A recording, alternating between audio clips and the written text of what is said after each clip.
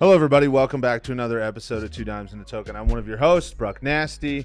And to my right, once again, we have Avery with a in the middle of it. Thank you so much for tuning in this episode. This episode has a very special guest on it by the name of Miss Kacy Smith. She is general manager of a group of salon stores. And she's actually someone who went to the same high school that I did. She graduated a few years after I did.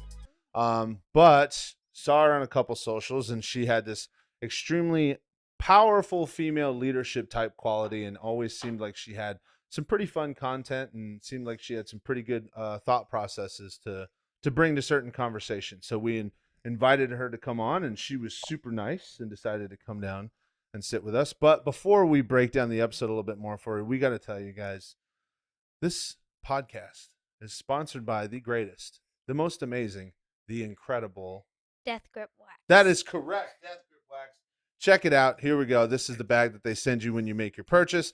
They are a leading edge company in the facial hair game. If you're looking to change your face, number one, grow a mustache. Number two, buy Death Grip Wax. All right. They give you the ability, and they have multiple different styles of mustache wax. You can design it any which way you want. They have the best stash wax in the game, without a doubt. They also have some fantastic beard oils for those people that want to grow a little bit underneath. And they have the best utensils possible for you to design and put your facial hair from that 6 to that 10. Okay. And then as you go on their website, you go to deathgripwax.com. They also have merchandise available because they do have one of the greatest logos I've ever seen put together, which you can see right above my head. Phenomenal company, and the owner and everyone in that brotherhood is an absolute unit stud. They are fantastic. So if you're going to purchase from a company that really values the customer and how the customer feels, Death Grip Wax is the place to go. So what you can do, as a matter of fact, is you go on the website when you make your purchase, you can put in the promo code. 2 dimes and a token. That's correct. All caps, right? All caps, and you get 20% off your entire purchase, all right? So like I said, if you're trying to take your face from a 6 to a 10, you're trying to go out in places, you're trying to attract new people, you're trying to say, hey, I look good and I want everybody to see it. Death Grip Wax is the first people you want to talk to, okay? This is the company you want to go to. So having said that, Miss Kacy, right? Mm-hmm. Phenomenal young lady, right? She came in, she sat down with us, and she was absolutely wonderful. We tackled a couple of different issues. She made it very known in her podcast that she was polished. And what I mean by polished, she had some great answers, right? Mm-hmm. However, she did say she isn't too political, right? So I had a little bit of some political questions. I have a question. Shoot. What does that mean? What does that mean? Mm-hmm. Political. So let's say I'm gonna put it in a different frame of reference for you to understand it, right? Mm-hmm. So you ever wonder how sometimes there's some serious problems out in the world, right? Yeah. And sometimes people have different opinions. Yeah. Right? Yeah. When people challenge the different opinions and argue, yeah, that can be considered political talk, right? Mm-hmm. A lot of people would relate political to like a government type thing because there's several different factions of government that we can vote into office, and then that is politics.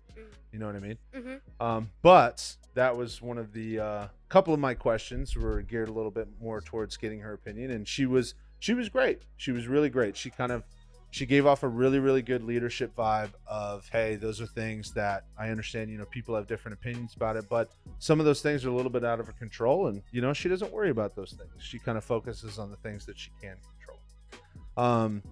But as I was saying, she was absolutely wonderful human being, amazing soul to have on here. And she really kind of told her story about how she kind of climbed the ranks with the company that she's with, and just a great journey. And she had some really good opinions on what it's like being a hot shot in the business world while also being a great mom, trying to balance the two. It's like what we've talked about, right? Mm-hmm. Trying to make lots of monies, right? But also we got to have our time together, right? We got to spend time together. We got to do our thing. Yeah. So sit back, relax. As I said, this is a great podcast, and she was such just a genuine person to have on, and I'm super happy that she made the choice to come on and share her story a little bit, and hopefully one day she'll come back. Yeah. But without further ado, before we get into the episode, we need to ask the people to Like and subscribe. subscribe. You said like. Excuse me. The spelling police here. Whatever. Like and subscribe, please. Go on to YouTube. Go on to your socials. Hit the like, hit the subscribe button, hit the follow button, whatever it is that you guys get your content on. It's really helps us out. It's how we're going to be able to keep pushing along, getting new people, doing new interviews, doing all kinds of fun shit. I mean, fun things. And as well as in the YouTube, please go down into the comment section and drop your spice of the week. We want to know what made your week a little bit better. Say you were having a bad week and this is the one thing that made it a little bit better, or you were having a phenomenal week and it was this, right? We want to know what it is. We want to get you guys involved in the conversation. We would love to build a community that's really solely based around sharing some really positive things. So please, whenever you get a chance, go in there, subscribe, like, comment your spice of the week. So without further ado, let's get into our podcast with Miss Kacy Smith. Yeah.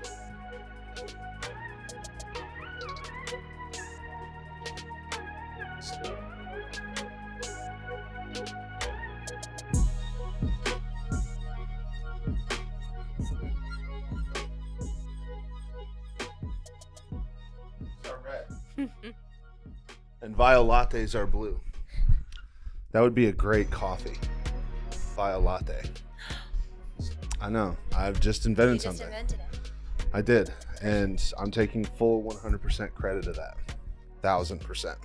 So let us dive in. We've spent almost an hour and a half now just like chatting and everything with Ash before we even started. We had great conversations. Great. A lot of shopping conversations. Love it though. So why don't we get into what is your role? Because obviously I'd reached out for a little bit ago and I told you on socials and everything, you have this like this powerful like woman presence, and I fucking love it. It's Thank you. awesome, right? Thank you. So tell us what it is that you do. So I am the GM for James Griffith Hair Salons. Wow. So, GM. yes. How do you feel being in that role? I'm comfortable now. I'm confident now. I assumed the role due to a medical leave of the actual GM. She had her babies, but I assumed it, and then I stayed. I just never left. Okay. Really excelled in the role. Like it's Yeah. something that you grew into and you felt really comfortable. Yeah. Nice. Lots of coaching. Nice. So this is what we're talking about as well is another reason why I wanted to bring you on. It's like you're a high level individual, right? And something that I think a lot of stereotypes, especially in today's culture, is there's this big back and forth when it comes to women in high roles and that type of thing. Like, what was that journey like for you where you started with this salon company and then moving your way up? Walk us through that.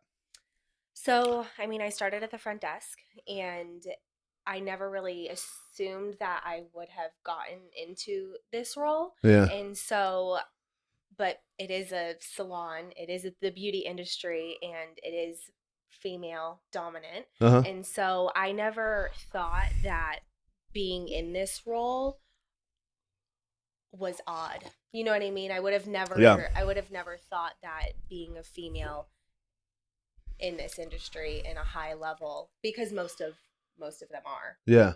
So it's funny you say that. I feel like you always hear stereotypes in all different industries and that type of thing, right? But I feel like I see, for some reason, maybe it's just me, a lot of mix, especially when it comes to I'm gonna use the word artists. When it comes to the artists in Absolutely. the salons and stuff, I feel like I see a lot of guys and girls doing that absolutely. stuff. Yeah. So Depends on your area, probably. yeah, I know you always see the stereotypes in movies like New York City, and you just see like, oh my God. Right. So you started at the front desk. Like what's the time frame from you starting here and ending up here? It's almost 9 years that I've been with the company. Really? Mhm. Holy crap. How many Yeah. different roles have you held during that time? So front desk, supervisor, manager, GM. Wow. That's incredible. What would you say was the most challenging role that you've encountered? Probably going from supervisor to manager. Yeah. Um, so the GM prior to me, wonderful, love her. Her name's April.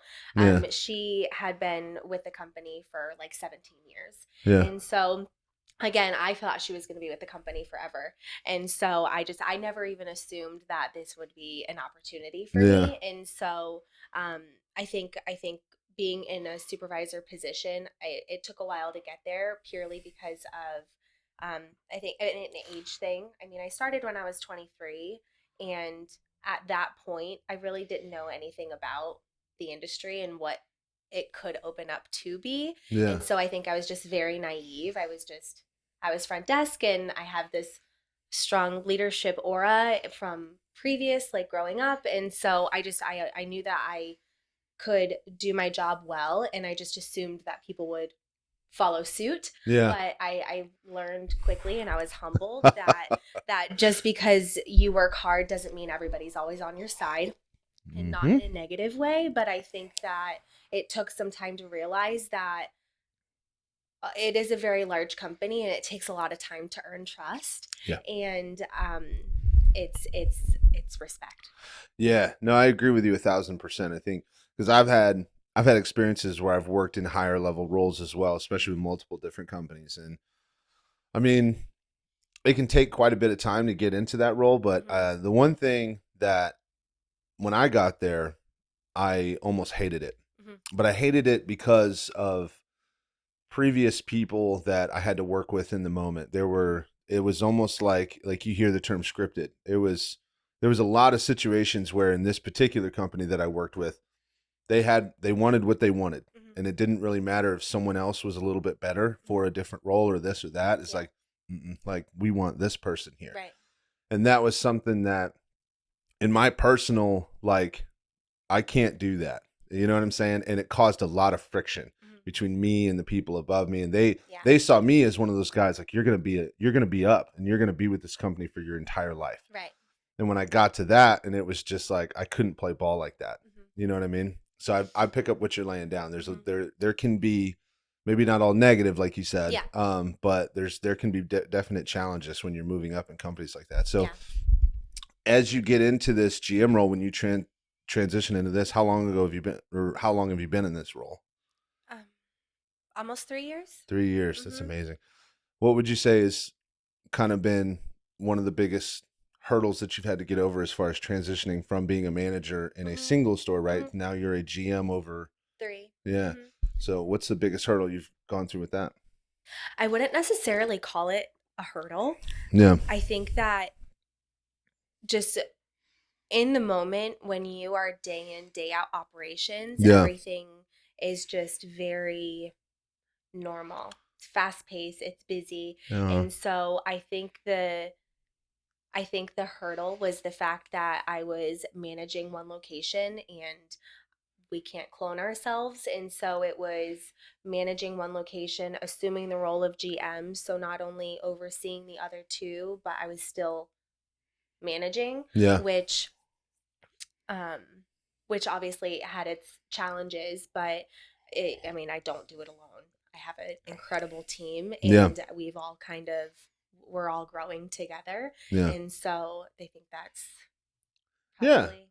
That's great. No, I love this teamwork mentality. Well, sometimes when you jump up into that role, sometimes you get a lot of pushback from the employees that are like, I liked the old person better, right? Did you ever encounter any of that? I don't think so. Really? At least I don't. From my angle, I don't think so. But I think it's because, again, after so long being with the company, they know who I am personally and professionally. And so they know the type of person that I am, and they know that I'm there for them and for their success. And so I think that kind of shows through in my actions of how I do my job. And so I don't think that there was any No, that's good. That's phenomenal, because you encounter that a lot, especially because some people may not be in that particular role, but everybody's been in a role where they've experienced leadership change. Yeah, absolutely. And some people handle change well, and some people do not. And you know what I'm saying? And this is the part that we dive into, like the psyche of the human being. And this is where I never think it's personal. And I always found it beneficial to upfront, like talk about these things. These Yeah. are the things that I want you to be upfront. Like, just tell me. There was a couple times where I had to take over some stores. I inherited some new employees, and it was like, listen, you guys don't know me, so off your first impression, and we're all going to sit here and you're going to be honest with me. Yeah. Sometimes, and I had to literally coax it out of people. I'd like, if you could literally be like, stepbrothers, like, I just don't like your face. That's it. Just tell me what you're thinking. Because Yeah. my goal is to make sure that I help you out the most anyway. Absolutely. You know what I mean? I always loved that approach. A lot of Mhm. people didn't like that approach, though. Yeah. I think it's very useful. Yeah. I mean, it's feedback, whether it's positive or negative. Sometimes it's a little too direct. Take it and roll with it. Yeah. So now that obviously you've been in this role for quite a few years, and Mhm. I know you've heard, we talked about it a little bit beforehand. It's like you hear the stereotypes. Sometimes you see men and women in high level roles. Like, have you ever had any pushback? I know, like you said, in your industry, it's a little bit more predicated to be female dominant. Yeah. But I mean, do you have any specific opinions or any experiences as far as like the difference between, males being in higher roles comparative to females? Honestly, I think a lot of salons end up eventually turning into family businesses. Yeah. And so, like with James and Christine, who are incredible owners, by the way, Yeah. wonderful human beings, but it's a family oriented business, and we Yeah. go to these industry events, and a lot of them are mom and dad who own it, and it's their son rising through the ranks, or it's their daughter rising through the ranks, and Yeah. so I don't necessarily think one is better than the other. If Yeah. you have a drive and you have a passion for it, and you're kind, Yeah. if you're nice to your people, and Yeah. then that's what's gonna. No, that's good. That was solid. That was polished answer. I love that. No, I think that's something I've always loved having the conversation, especially with professional people. And like I said, when you kind of speak in your stature and the way you carry yourself, like you're a powerful woman, right? So it's great to get your side and your opinion. And there are other sides that we see on like social media and things like that. Like, I'm a huge advocate of Jordan Peterson. And I think, we have a difference. I don't know. You don't know Jordan Peterson? Mm-mm. So, well, I'm sorry. no, you're good. We'll have to. But he has a very, very logical understanding of the way things work, right? And it's predicated not necessarily on, it's not religious based, which is one of the reasons why I love it so much. Because as we were talking about before, like when you involve a religious belief into certain things, like people will automatically shut down, and they'll automatically like, nope, that doesn't work because I don't believe, or whatever. Yeah. And it's like, let's just take that factor out of it.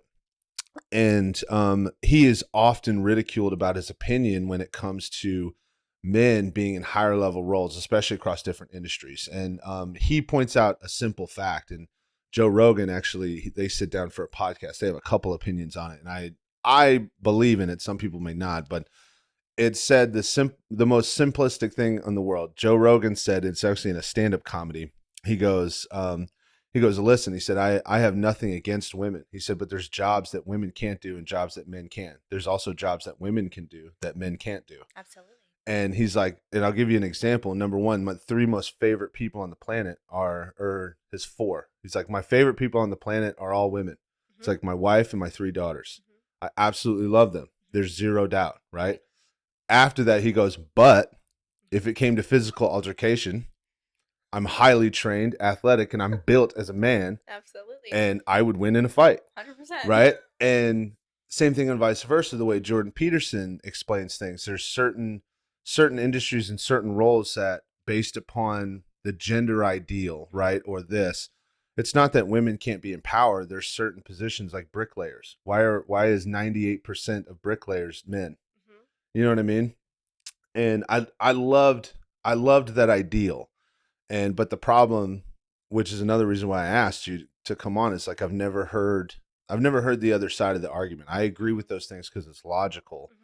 But when you have a woman in power, and you have someone that's really like like I said, you create that presence. Like, Mhm. you know, it's, I guess you said like you didn't have much of an experience going through any type of that, but Mhm. like, how do you feel about those statements though? Would you agree or would you disagree, or is that something that's out of the realm for you?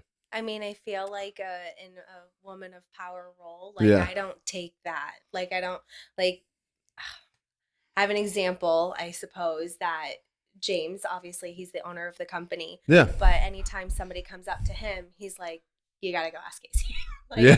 And so, but I don't necessarily, I don't consider myself the boss, and Hmm. I think that I want to be a leader, but I don't want to be over anybody. I want everybody to be up top with me. Yeah. And so I don't speak to myself that way, but I feel like others do. Yeah. And so, I mean, obviously there is direction and people know that they probably have to come see me for certain things, Mhm. but I like to do what I can to empower others as well.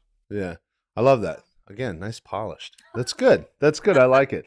See, I from a personal opinion too, like I've been managed by men and women, and Mhm. honestly, like I think it's great, especially in the right divisions and Mhm. especially in the right aspects. Because Yeah. one thing I'll tell you wholeheartedly, I think women are smarter than men. There's zero doubt. In my opinion, there's zero doubt.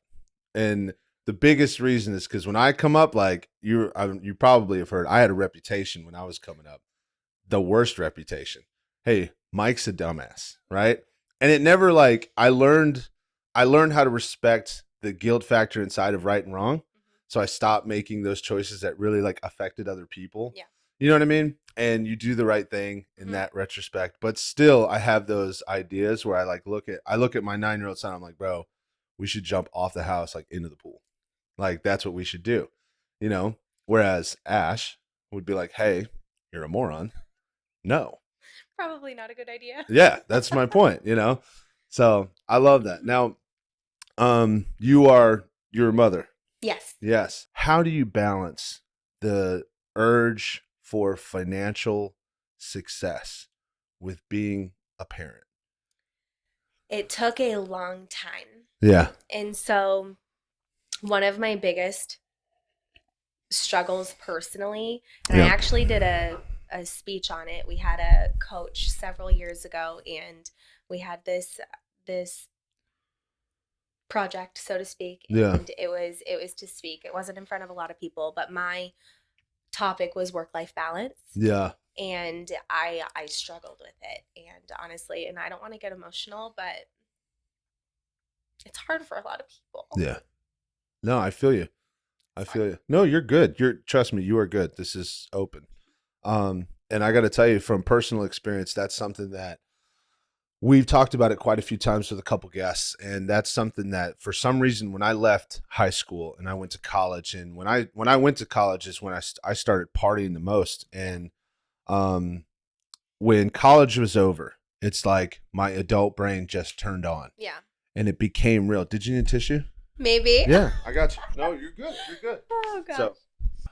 So so it's like I don't it was so difficult when my adult brain turned on. Mhm. And in my personal situation, you know, I've told you about Avery and Ryder and stuff, and Ash is their stepmom. Mhm. And we had very soon after I graduated from college and I finished my MBA, and like 2 months later Avery was there, and I wasn't expecting that. I had a whole other career, I had whole other things lined up, and found out what happened, or we not what happened, we found out what was going to happen. And I realized, like, you know, I was going to go to Mississippi and I was taking a coaching job in football. I was going to work in football my entire life. Wow.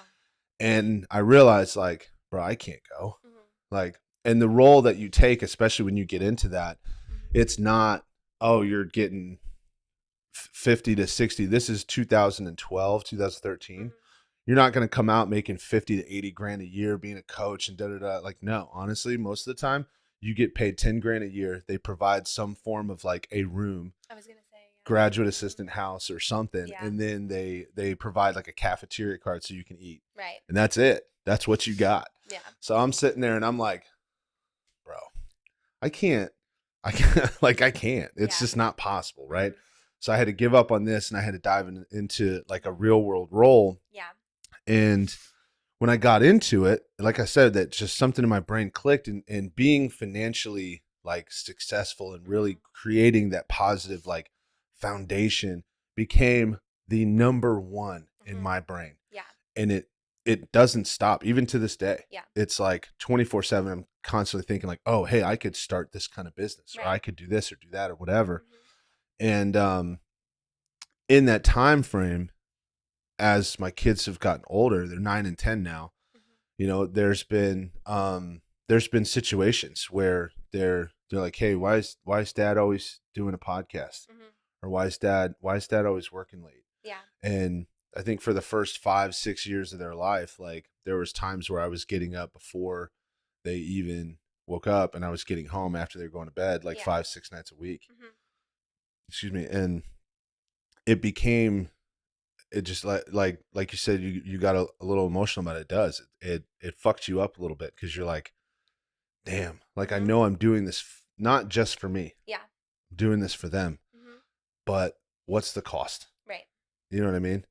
So how do you, I mean, Yeah. are you comfortable diving into I'm that? totally fine. Sorry. Yeah. No, you're fine. I think that no matter what, there is challenges, whether you're a stay-at-home mom or you're a working mom and a working dad or a stay-at-home dad. No matter what, there's pros and cons. And I have pretty much, since I left college, and I didn't graduate college, but I literally went to college so that I could cheer in New York.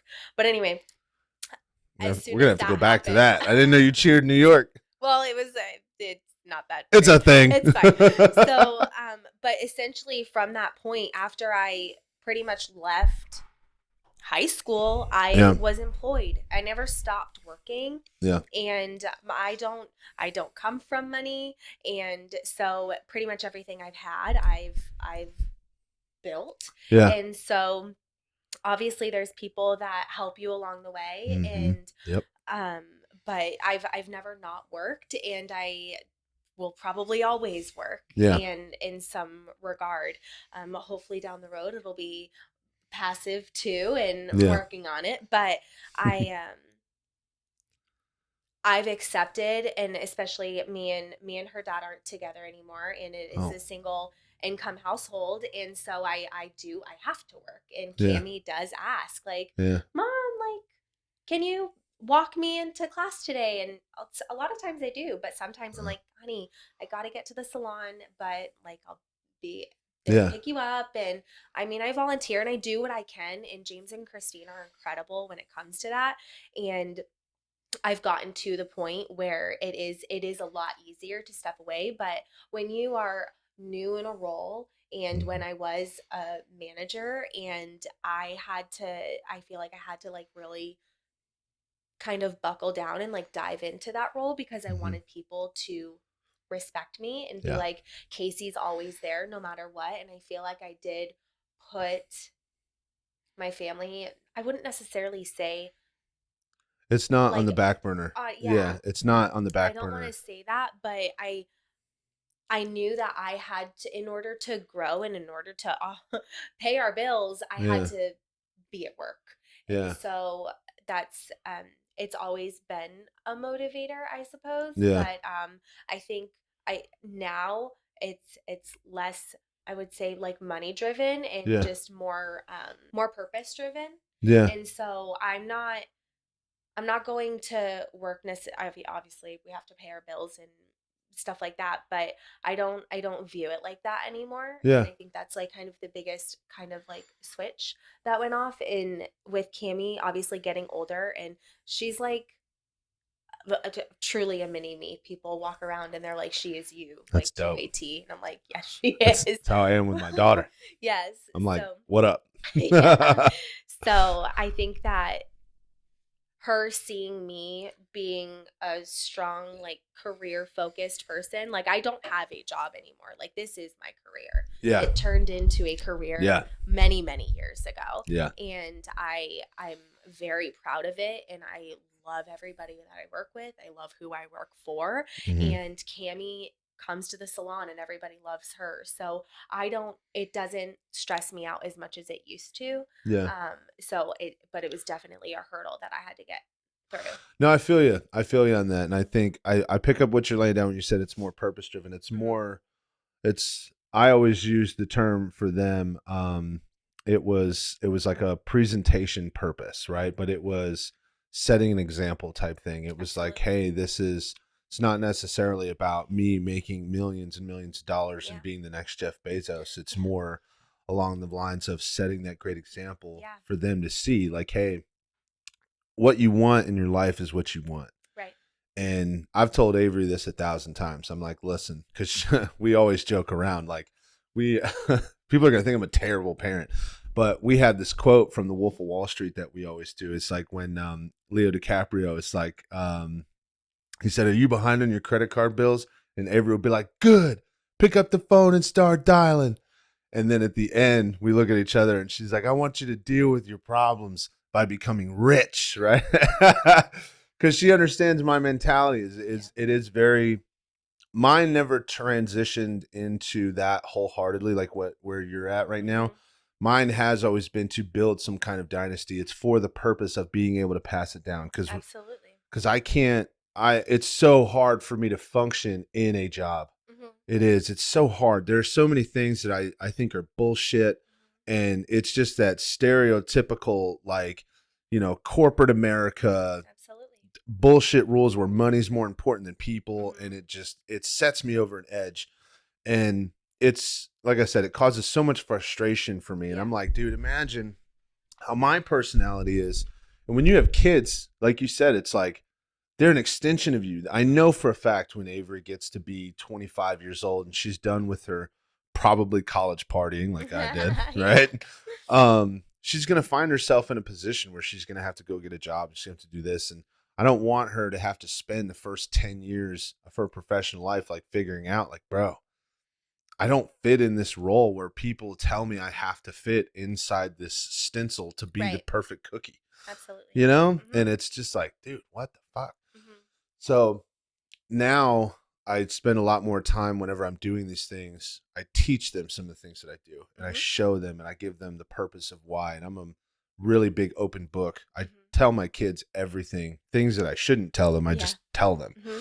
I think that the times that we live in now, if they don't hear it from you, they're going to hear it somewhere else. Yeah.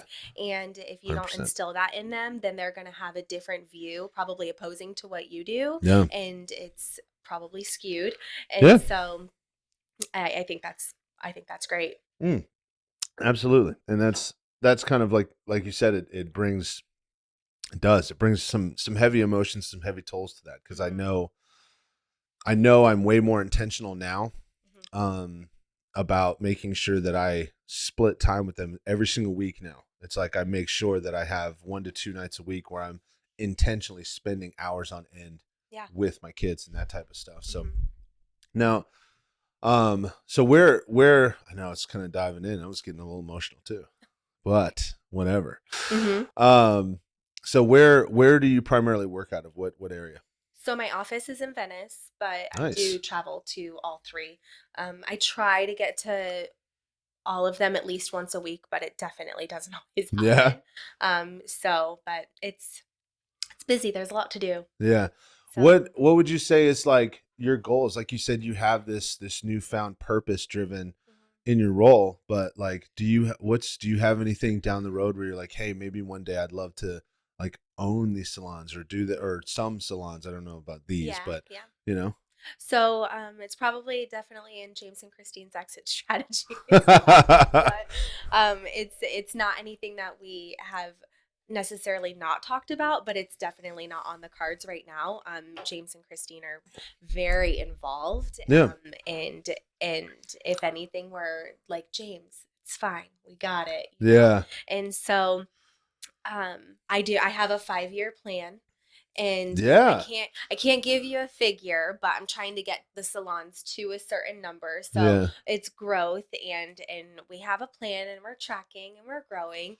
And so it's a life cycle. So I do have a plan Yeah. 5-year plan, but obviously there is no like end goal right now, because at that Yeah. 5 years you still have more to go, you know what I Yeah. mean? So the plan, the ideal always changes. Like you never Yes. reach your ideal. I because love it's that. Constantly growing. The evolution of the goal in general. Yeah. That's amazing. No, that's a great concept, because that's one thing, like, I used to think about this phrase all the time. It's like, do you ever see The Social Network? That was the Yes, Facebook movie. but I don't like remember it. Yeah, there's but in-depth part where he's like, it's time to monetize the site. And he's like, no, I don't. No, we're not going to do Right. that. And he's like, why? He's like, because we don't even know what it is yet. Right. Okay. Yeah. That phrase for some reason stuck with me for a long time. So you Mhm. never really, you have an end goal, an idea, Mhm. but the idea is always evolving. Right. I love that. That's absolutely fantastic. So when you say like you have your 5-year plan, like what is something, say, let's go further down the road on this. Like Yeah. if you had some dreams that have developed, especially because like when you first took the job, you said, I wasn't expecting to be a general manager of this and really just like climb the ranks like this. Like now that you've gone through this process and you've realized this like potential that you can really just grab the world by the reins and be like, yo, this, I'm going to do this. Yeah. Like if you could go, so you're 65 years old, right? And you're now grandmother. Yeah. Like what are some things that you would love to say, hey, I accomplished this or was able to pass this on or something like that? That is a really good question. I'm still trying to figure that out. Okay. That's good. So, see, it's evolving. Yeah. Yeah. You know, like when you're in high school, it's like, what do you want to be when you grow up? And it's like, Yeah. do we ever really? No. I mean, some people are lucky enough to find out. Yeah. But it's like, I still don't know what I want to be when I grow up. I still feel like I'm a kid. You know what I mean? Mm-hmm. And so you watch the videos and it's like, oh, the 90s was only 10 years ago, but it's like, it's far from it. You know what I mean? And so it's, even though I know a lot of time has passed and there's been a lot of like growth and so on and so forth, but it's like I can't even think 30 years from now. You know what I mean? Yeah. And so I'm hoping that I'm growing in the position that I'm in. I would love to do things outside of the industry as well. Yeah. But that would be very like part-time, like investor passive income type stuff. Yeah. But it's not on the that's everything that you see right on that's everything you see on social media when you're like, hey, you need to stop doing Amazon dropship. Yeah. And like you have some type of weird thing, right? Yeah. No, I'm with you on that because I've personally gone down like 4 or 5 of those rabbit holes and believe it or not, some of them have worked out really well. And there's some of them that I still do to this day and all that stuff. But back to that question, I feel you on that. It's hard. It's really hard to look that far into the future, especially with the way our generation is set up. Do you ever have any difficulties with the change in generation as far as like people that you bring on or people that you encounter in the world? This is not just a job related question. This is like a general. Every state you go to, you're going to have bad parts. Yes. You're going to have bad parts of the city. Absolutely. You know that one street in your hometown that is just terrible. You know what I mean? But then pretty Shadow much Lane. You remember that? Pendleton. So you have like bad parts, but then in every city, there's always good. You know what I mean? Yeah. Every generation, you're going to have those good eggs, and you just have to seek them out. And honestly, I feel like as our generation really is like growing our kids, I think that our kids are going to be like rock stars.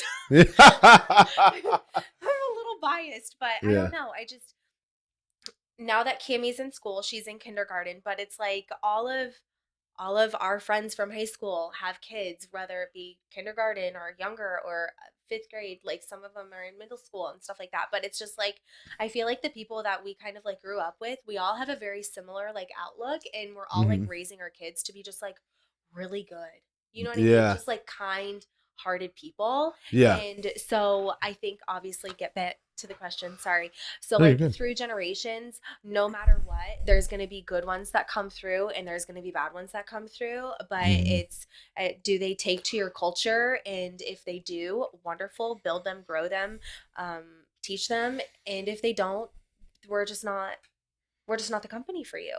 Yeah. Everybody has their place everywhere. It doesn't matter. Yeah. And that, yeah. And that's the job sense answer. I like that. I think, I agree with you. I agree with you to a certain extent on that. I think the one thing I do say, and I've voiced this a couple times because we've led into this before, but it's generations are so difficult now, and I think a lot of it has to do with this is gonna make me sound like a baby boomer, or like a boomer. Yeah. The internet and social media. Yeah. It drives that instant satisfaction that we get, and Absolutely. it's like I think it numbs us to things that are supposed to be a big deal. Yeah. You know what I mean? Especially when it comes to like horrible events that happen to people, and majority of the time when we were coming up, like there was no internet, so like when you heard about something like that, it was like, oh my God. Yeah. Now you can just Google one thing and you can find 25 times where that happened. And then you become normalized with it. Right. And you're like, oh, that happens all the time. Yeah. You know what I mean? Absolutely. So I think that it's changed the perspective of that generation kind of coming up to now you hear about like kids fighting teachers, or you hear about this and that. And it's almost like now that was weird.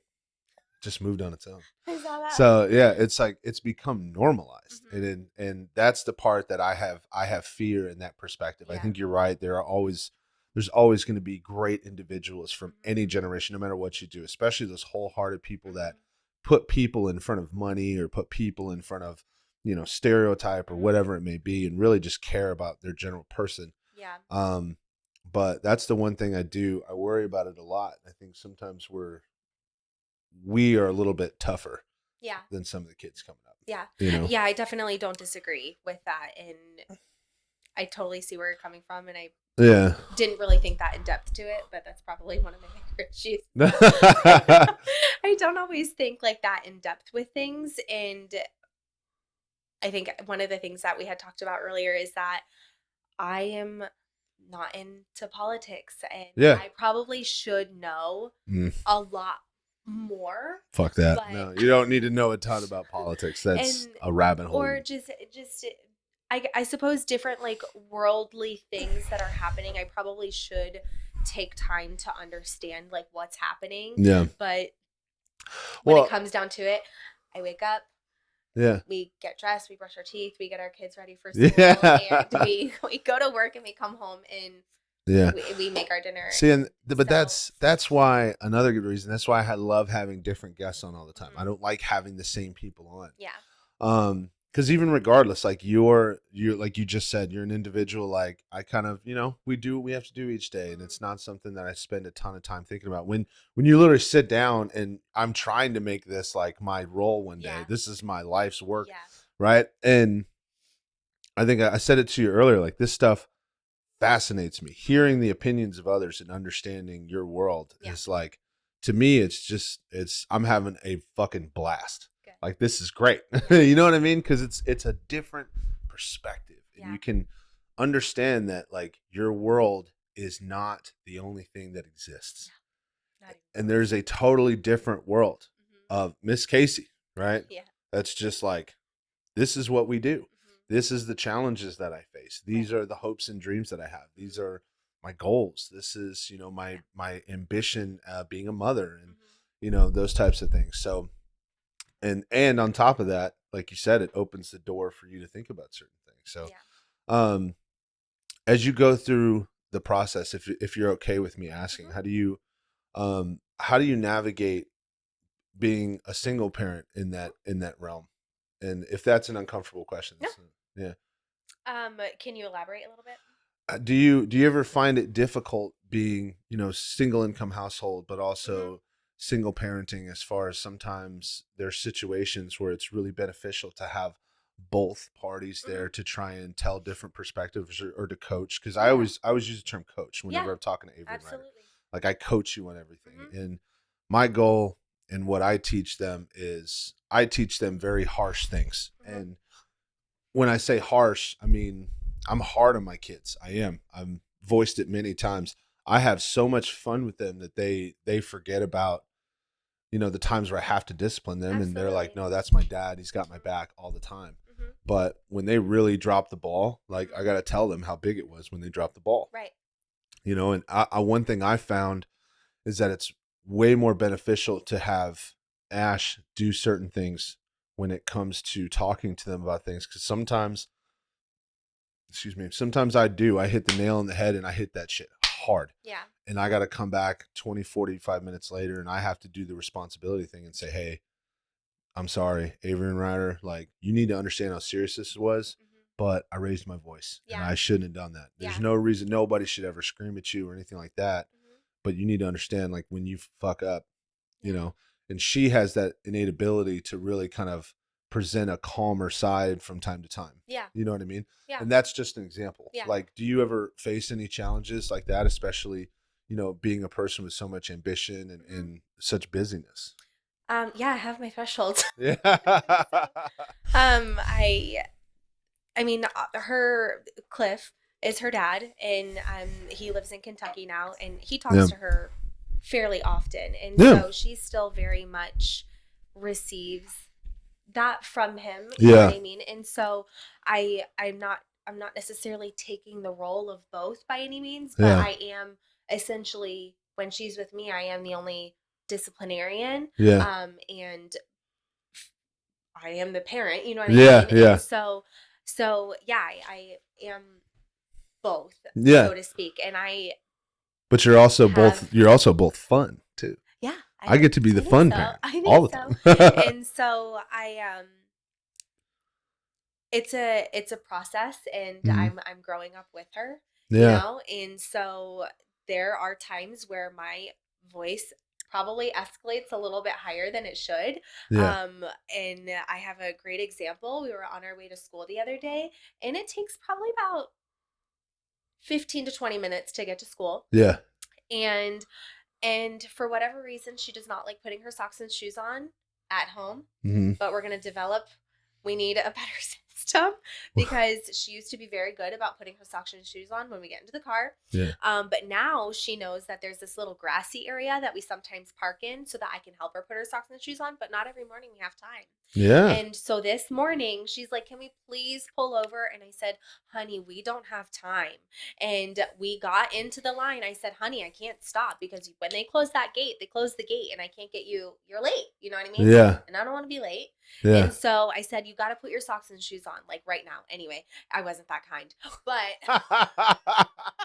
it got it's all good.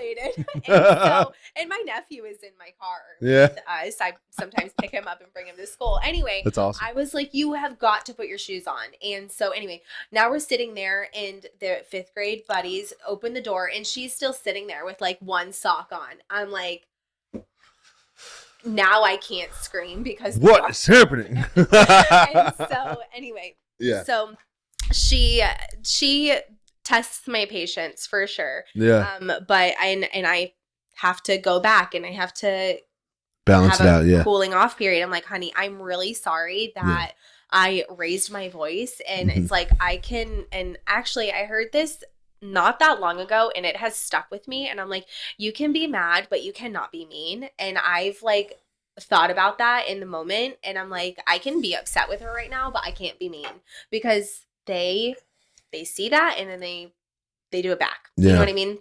So I'm taking that feedback and not only applying it to her, but to myself as well. So anyway, I don't even know what the question is. No, I love that. I love what you said, because honestly, like you said, we're growing up together. I think that is a humble ideal that sometimes I think our generation before us, who again, I idolize that generation for being tough and rugged and like, fuck it, we're going to get shit done.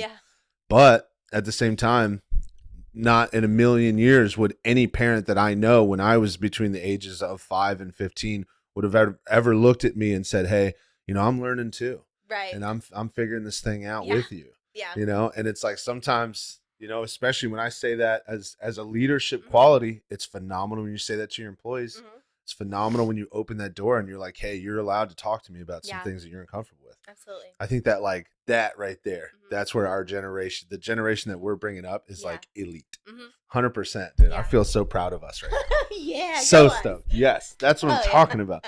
So, on the other side, right? If you had an opportunity, Mhm. you're sitting in a conference right now and Yeah. you have 5,000 women Mhm. sitting out here listening to you, and you're giving advice to them as far as how to empower yourself in your career as a person, an individual, more than just job, but just as how to grow as a person, Mhm. right? What is one piece of advice that you would give all of these women? Give yourself some grace. That's direct. I like that. And I've had to do it over the years plenty. Yeah. And I don't know where I got it from, but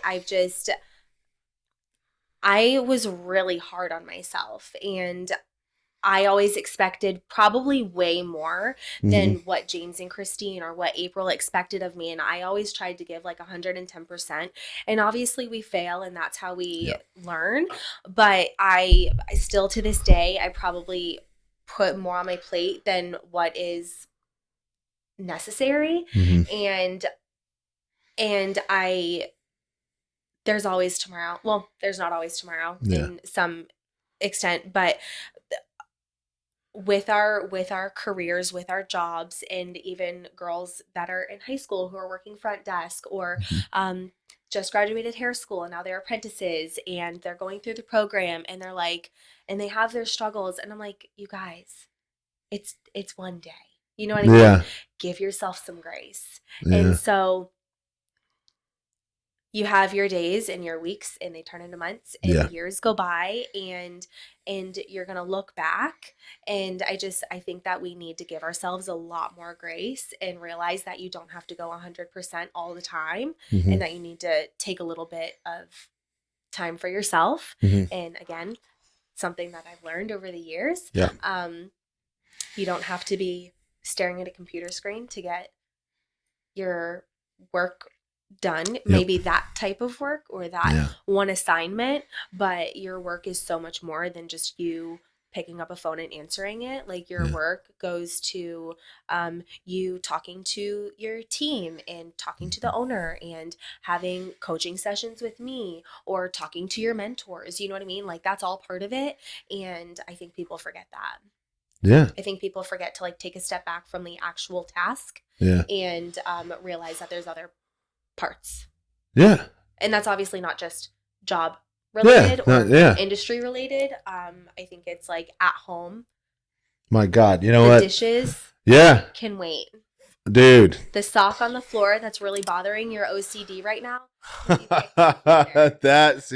Now you're hitting you're like, all right, that's me right there. When I see that stock, it just pisses me off. Like straight up. Do you see that bolt underneath that thing right there? Yes. It's been annoying me the entire time.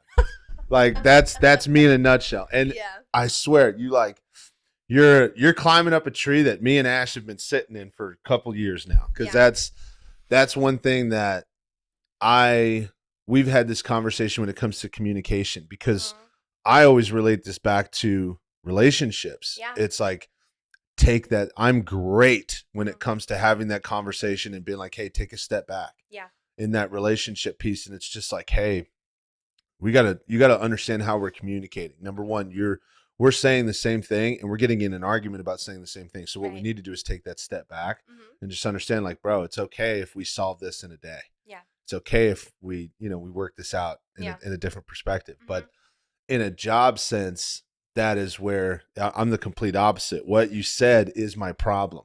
I will freak out, and I'm talking about panic mode. Yeah. Like your boy goes, everyone's like, oh shit, big guy's freaking. And if it's like, no, it needs to be done now. And I start going off the rails, and it's like, hey, Mike, yeah, it's okay. Yeah. You know what I mean? So that's great. I love that piece of advice. That's not just for the ladies. That's for everybody, dude. Yeah. That's awesome, man. So, oh, man. But why does it have to be done right Okay, so it has to be done right now. Is there a deadline, or is it your deadline? My deadline. Okay. No, it's 100%. This is where I fail. This is not anything else. I have no form of argument where I can make myself right. I am completely wrong in this sense. There's no doubt. And I get into this mode, and a lot of it has to do, especially with the podcast, because one thing I do, this podcast and the adventures that we've gone on has been just such a passion for me. And it's something I'm like, I've become obsessed with. And it's because I just love doing it. And I love meeting new people and catching up with old friends and just like, what's your world like? Yeah. But in order to do a podcast to eventually make it your job, like you have to constantly be pushing out clips on social media, and you're constantly reaching out for new guests, and you're constantly trying to find new avenues to try and reach out and get maybe some big time name guests or whatever it may be. And I have a set rule on the amount of advertisement. I call them advertisements, they're just clips. We need to have a certain amount of clips post every single day. And when you are a small time podcast, like we're in that midst of climbing. I mean, we have like 25,000 followers across all of our networks. And there are other podcasts that have like 2 million. And when you're in that you don't have the opportunity to take a day off. You need to press the issue. But they also think that they don't get time off either. You see? Even at 2 million. Yeah. And that's the point, is like, Mike, you're telling me that because you're not going to gain that 2 or 3 extra followers today because you only posted 3 times on all your socials and not 4 or 5. And to me, in my brain, this is where I'm completely wrong. It's like, yes, that's what that means. And I start to panic. And I'm like, you don't understand. And they're like, go outside. Get away from me. You're annoying. I'm like, all right, cool. Whatever. So yes, no, 100%. Are you specifically doing each video and posting it as you finish it? Yes. Or so don't they have a thing where you can like do them in advance and they post for you? That has been discovered by us in the last 2 weeks. Okay.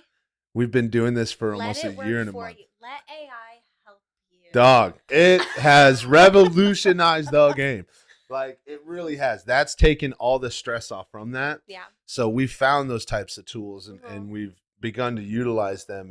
But beforehand, this is where it gets like really frustrating, especially too, because I was going to ask you about this in the next one anyway. It was going to be like, hey, when you get into this industry, like, no one helps you.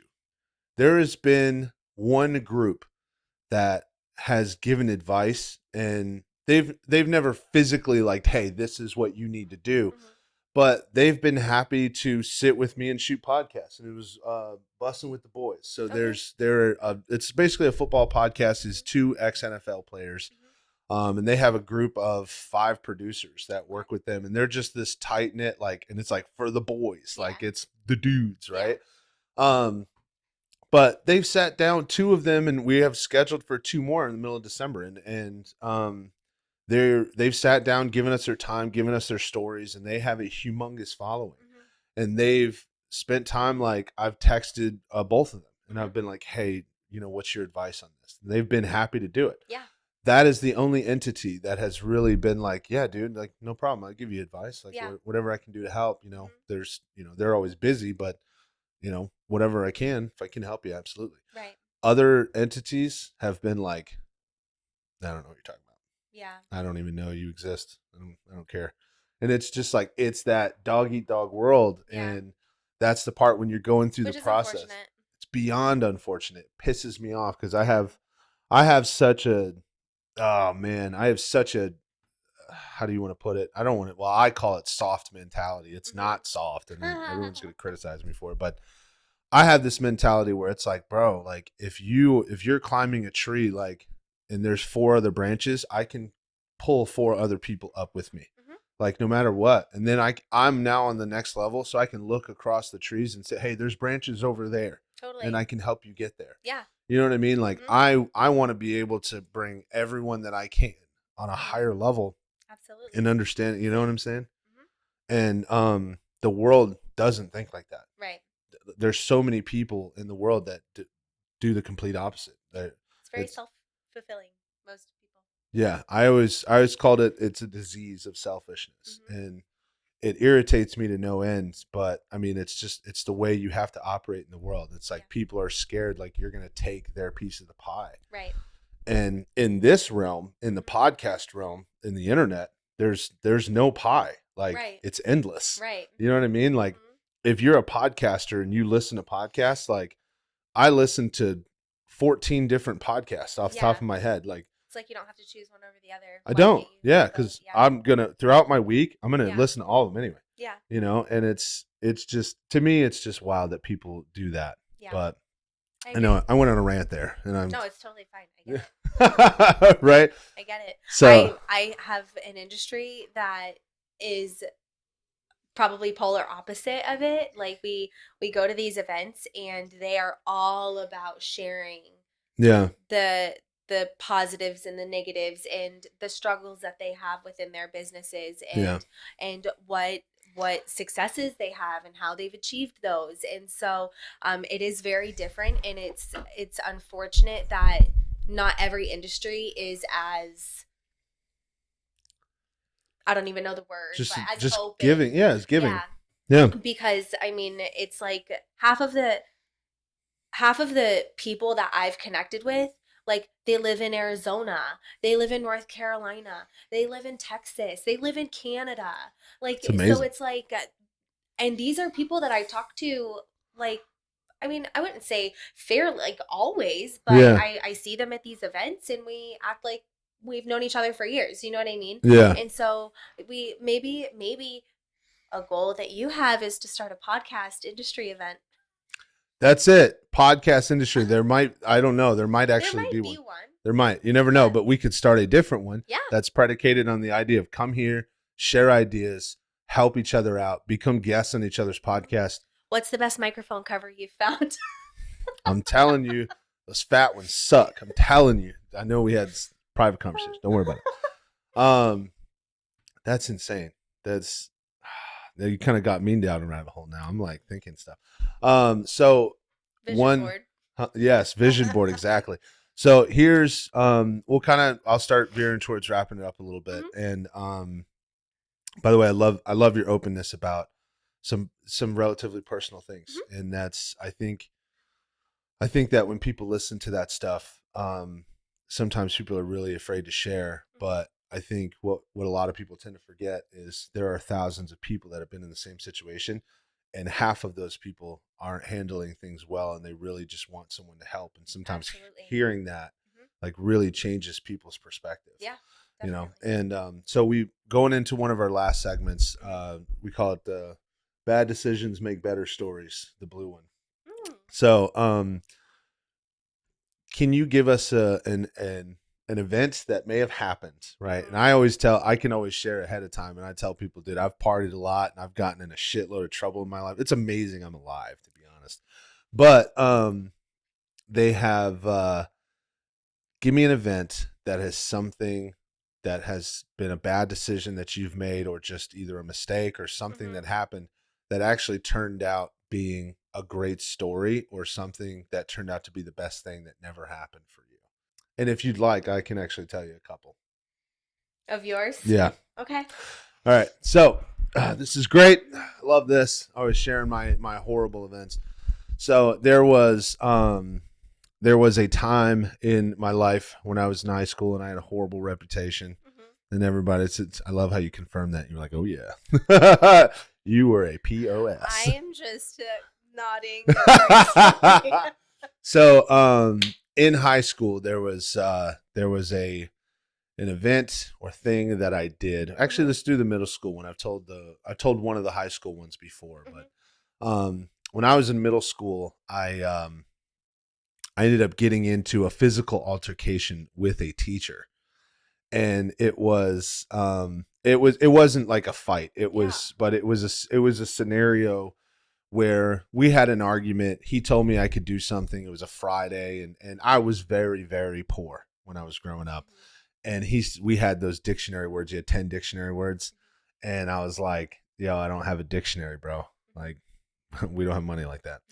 And at the time I thought, kids think dumb shit. I'm like, if you have a dictionary, you're rich. Like, that's what I thought. But so he was like, it's all good. Just come in early and you can do your words on Monday. And I was like, all right, cool. I got in there, and I actually, for the first time, because I was a horrible student then, and I didn't do shit. But for some odd reason, I went in there and was actually doing it the way he asked me to. And he had forgot that he told me that. And he walked by my desk and he grabbed the paper I was writing on and he balled it up in front of my face and he threw it in the trash. And he was like, that's homework. And I was like, and you know what? I hope he sees it one day. His name is Mr. Rotoseiler. Yeah. And the principal at that school was Mr. Spalding. I remember that. And he ended up, and I lost my shit. Mind you, I'm a kid and I'm in middle school and I had no filter. So at that point I looked at him and I was like, fuck you, dude. And everyone in class was like, oh my God. Right. And I'm like, dude, fuck this. And I got up, and it was not abnormal for me to have scenes during that time. Cause when I was coming up too, my parents had gotten divorced, and I did not handle shit well with my emotions at all. I was very childish, and I was pissed off all the time, and I just didn't understand how to manage those things. Yeah. And I go to walk out, and he went to grab me, and I had turned around, and I had a pencil in my hand, and I went to push him, right? Because he had grabbed me, and nothing serious happened, but everyone was like shocked. They were like, bro, you just pushed a teacher. And so then anyway, he's dragging me into the principal's office, and I was all of a sudden just this like world of explosion happened for me, and I'm panicking. I'm throwing a chair through a window. Like, I was freaking out. Like, they're like, dude, somebody get SWAT on this kid. Right. So police come, worst thing happens. I'm being walked out by a police officer. The entire school is like in the windows looking at me. Gosh. It was terrible. And, they made a deal with my mom, and they were like, hey, he needs to go. Yeah. That if you try to keep him in the school system, we're going to press charges. So they were like, fuck. Wow. So they sent me down to Florida, where, believe it or not, I know you didn't know this beforehand, Stacy DeWolf, the savior of my entire life almost. Yep. I got here, and they didn't want me in the school system here. They got my record, and they were like, absolutely not. So I had to go to Charlotte Harbor. Pretty sure everybody that I went to high school with knew I went there several times because of dumb shit I did. But all that, and it was a dramatic thing. My mom ended up having to move because we were in Michigan when that happened. My mom ended up having to move down here. That event changed the entire course of not just my life, my brother's life, my dad, my mom, like my mom's family, my Stacy DeWolf, like everything changed from that point in time. And it was something that was catastrophic, and half the people were just pissed off at me because they were like, bro, what the fuck are you thinking? And then the other half, like my mom and some other people, they were like, dude, you need help. Right. And we get down this road, and you fast forward to now I'm in my 30s. If I had never been forced into Florida, I never would have played college football. I never would have had my kids. I never would have met Ash. I never would have been able to accomplish some of the things that I had accomplished. I never would have had a mindset adjustment to where you learn and you grow from those mistakes, and you're like, damn, dude, you know what? All that stemmed from, it doesn't matter if my parents got divorced. I didn't handle it well because I wasn't right emotionally, and I wasn't mature enough to handle that shit. Yeah. And instead of listening to people, I really just took it on myself, and now I handle emotional situations so much better, and all that shit stemmed from this. And it's like, damn, that sucked in the moment, but I would never change it. Right. Ever. That's kind of a little bit deeper. Yeah. Sometimes it's little things. So you don't have to go that deep, but that would be one of the things. And I have like probably 25 stories of me getting in trouble and getting arrested and all this other shit that have led me into better things. But that was one thing that I wouldn't change. And now it's turned into a funny story because, people will bring it up and they'll be like, hey, you remember, like we'll be at a family gathering. They'll be like, bro, you remember that kid that threw a chair in the principal's office? Like, what a douche, bro. Oh gosh. So that is an example. I have never thrown chairs. That's good. Goodness, So you're already way above me. I feel like I was very sheltered. Yeah. And I don't know. Yeah. I suppose as you, I didn't like have a ton of money, but I also didn't know that until like I grew up. Yeah. You know what I mean? And so I think my parents did a really good job of like we had what we needed, but we didn't have more. We didn't have less. And I honestly was just I went to school and we went to cheer practice. Yeah. And we came home and we had dinner and we had homework and we went to bed. You know what I mean? Yeah. We said our prayers and I just been like a rule follower. Kind of. Yeah. So the story Maybe I I've told, lived a very unexciting. the story I told, you're now like, yo, I didn't know that. Like I gotta go. No, I mean I wouldn't necessarily say I've made like bad decisions. I mean I think that there's probably things that are like, oh, in hindsight, probably not the best route I could have taken. You know what I mean? Like that could have been avoided, but I think that there is something coming to mind which I'm not going to share. Okay. But I've reflected on it for like many, many, many years now, and it's definitely made me a better person, and it wasn't the best. Yeah. And those of you who listening who know what I'm talking about know and understand and have probably seen my growth through that, and I probably hurt some people, and ultimately resulted in I was gonna say you don't have to get into detail. It's fine. I mean, people probably, again, people who are close to me definitely know what I'm talking about. Yeah. And but there were things that like led up to it and so on and so forth. And so I don't really know how to get into it. But anyway, regardless, I've grown like exponentially since that point, and I feel like I'm at a much better place mentally compared to how I was then. Again, being very like, I wouldn't say like down, but it's like, and I don't want to say like victim mentality, but it's like when you are in the thick of it, you think that there's no way out. Oh my God, yeah, and dude. You don't realize that there were probably so many other avenues that you could have taken. Yep. Had you just reached out to someone and had like an open conversation. And now communication is like my thing. Yeah. Like whether like I want it from you and I'm going to give it to you back. And so in every aspect of my life, whether it's my mom, my sister, my dad on a few occasions, like my coworkers, James and Christine, my daughter, my best friends, you know what I mean? And so it's like, I want to give them every reason to make their own decision on how they can feel about me. You know what I mean? Oh, like, yeah.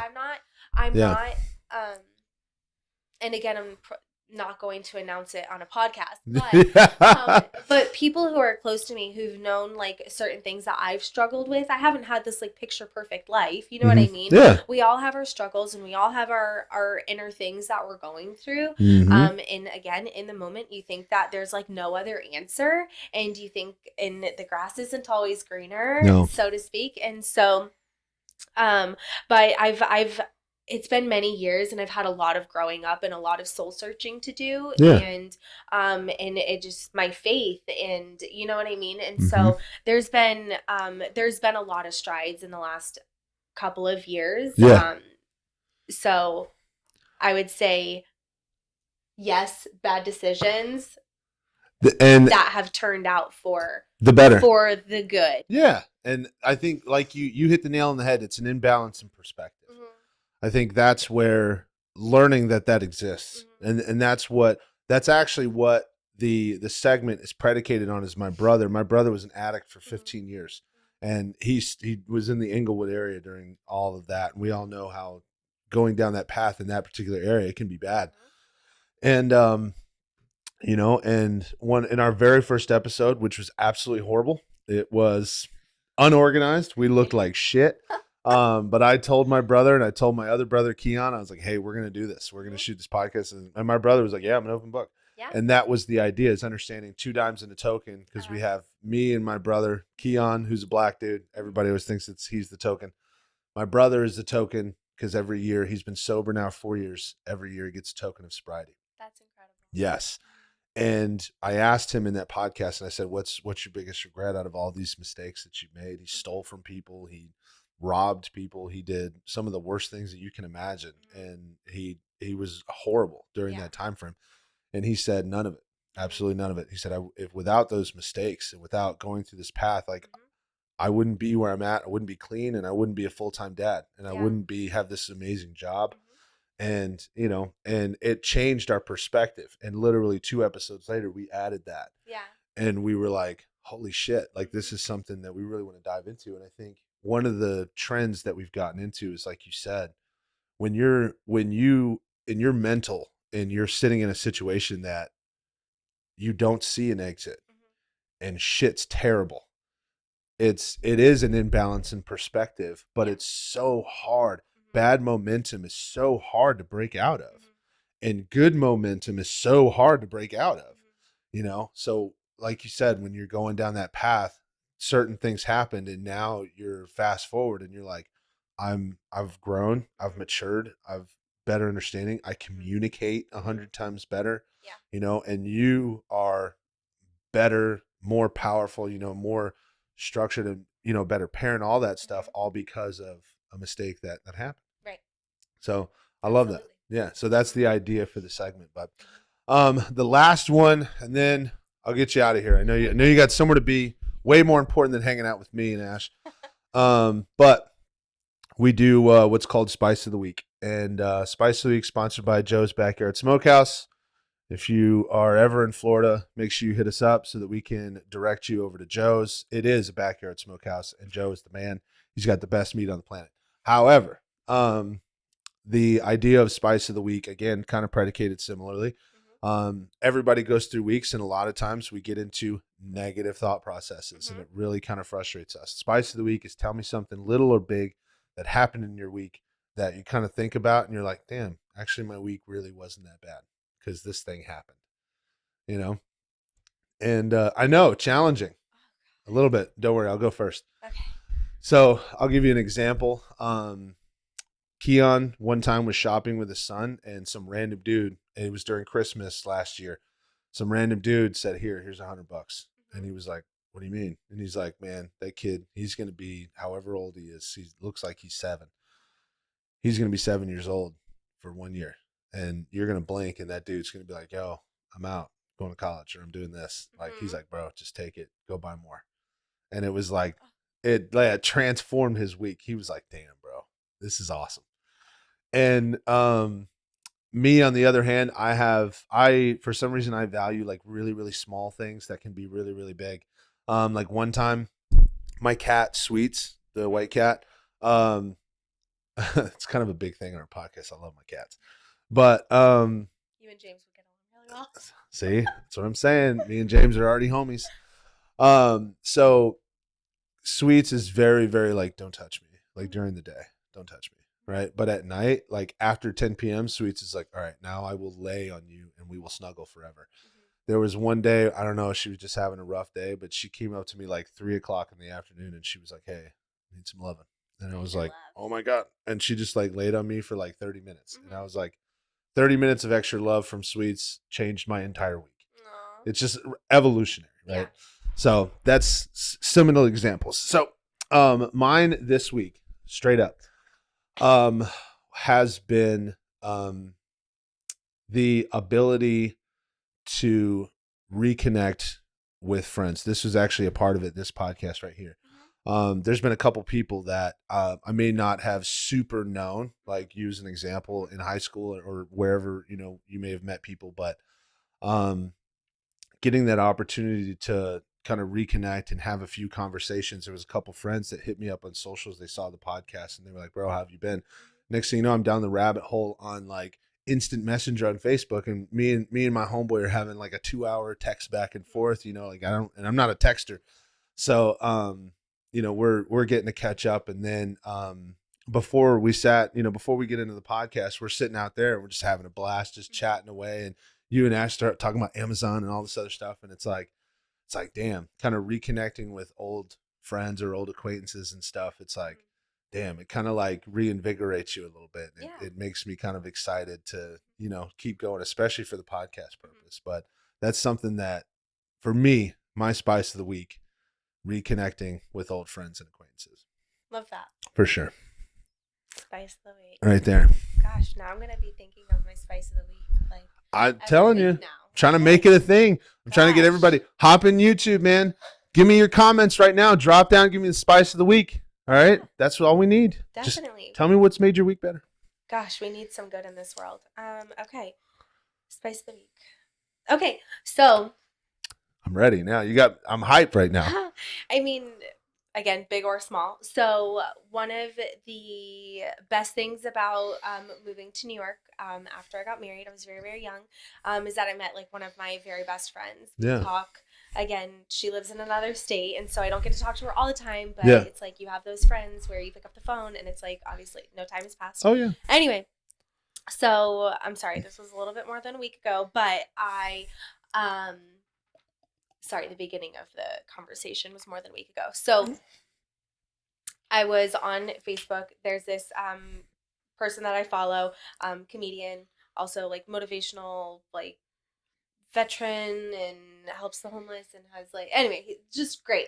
Anyway, so an amazing dude. He's wonderful, and I don't even know him. Anyway, so I bought tickets, and I actually posted on my social media. I'm like, I'm so excited to get this person. Anyway, she messaged me, and she's like, so I don't know who you're going with, but I'm like, I'm gonna be a third wheel. And I'm like, no worries. I literally bought 2 tickets with zero intentions of bringing like anybody at this point. But like, it was meant to be that it's like, it's in the middle of where her and I live, and now at the end of the month we're gonna go and see. And so we got a hotel, and so we just booked our hotel. Nice. And so this is my spice of the week, is the fact that like just this like one random little thing has now like ventured into a trip, and I haven't seen her since she was pregnant with her little girl, and now she has a little boy. Yeah. And so I actually surprised her several years ago at her baby shower, but yeah, I haven't seen her since then. And so like Cammie's older, and now she has 2 little babies, and now we get to go for a girls' weekend. Yes. It's gonna be great, and just That's dope. Yeah. See that? It's like one little thing. Next thing you know, I'm having a girls' trip. My favorite person ever. I'm stoked as shit. We're gonna have a great time. Yeah. Who are you going to see? Am I allowed to know? Yeah. Oh, Zach Rushing. Zach Rushing. Mm-hmm. I know the name, but I can't think of the face. Yeah.